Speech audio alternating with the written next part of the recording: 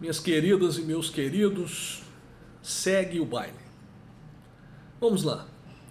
Estamos quase encerrando o estudo da teoria geral dos recursos. E a partir daí, nós enfrentaremos os recursos em espécie. Então, como eu disse, hoje nós vamos comentar a respeito dos impedimentos recursais. Num primeiro momento, eu poderia dizer para os senhores que os impedimentos recursais, eles inviabilizam os recursos. Então, o que acontece num processo onde se constata a presença de um dos impedimentos recursais? Então, no momento em que é constatado um dos impedimentos recursais, deve ser proferido um juízo negativo de admissibilidade, ou seja, significando dizer que o recurso ele não vai ser admitido, ele não vai ter seguimento, ele não vai ter cabimento. Então, o primeiro impedimento recursal é a renúncia. Sim, as partes elas podem renunciar ao poder de recorrer. Então a parte ela tem o direito de abrir mão do poder de recorrer.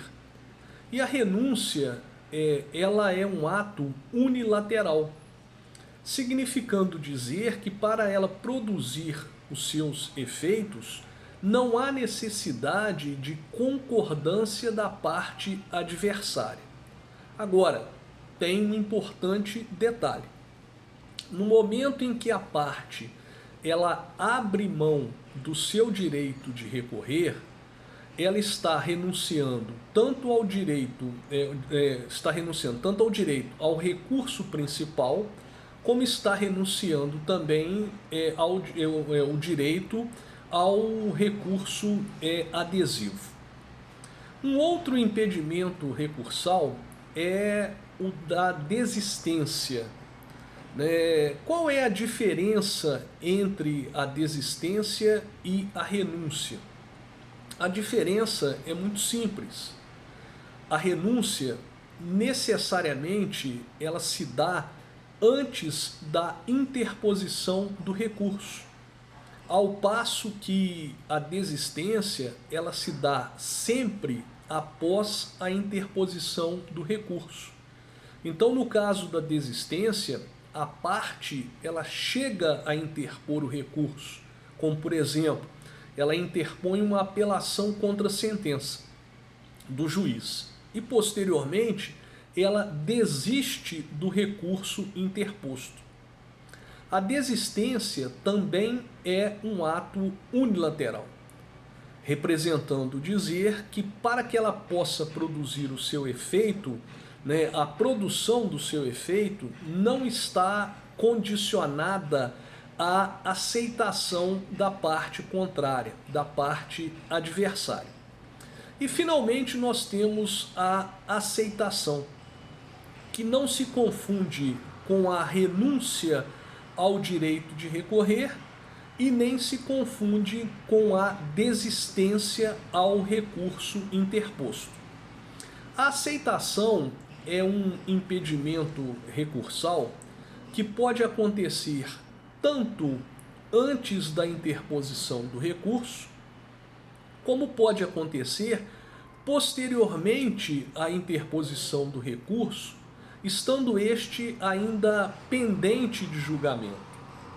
E nós podemos dizer para os senhores que a aceitação, que é disciplinada pelo artigo 1000 do CPC, tanto pode se dar de forma expressa, como pode se dar de forma tácita.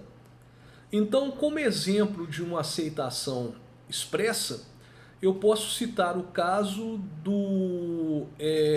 da parte que, diante dos termos de uma sentença que lhe foi desfavorável, atravessa uma petição para o juiz, uma petição avulsa, informando que concordou com os termos dela.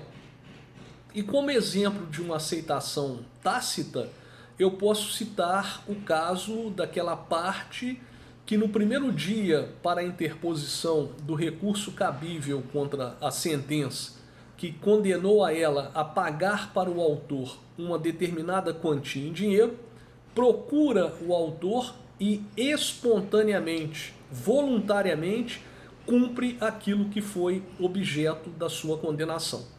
A aceitação também é um ato unilateral.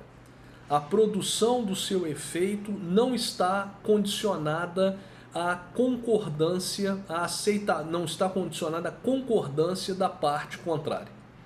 Daqui a pouco nós vamos estudar os efeitos dos recursos.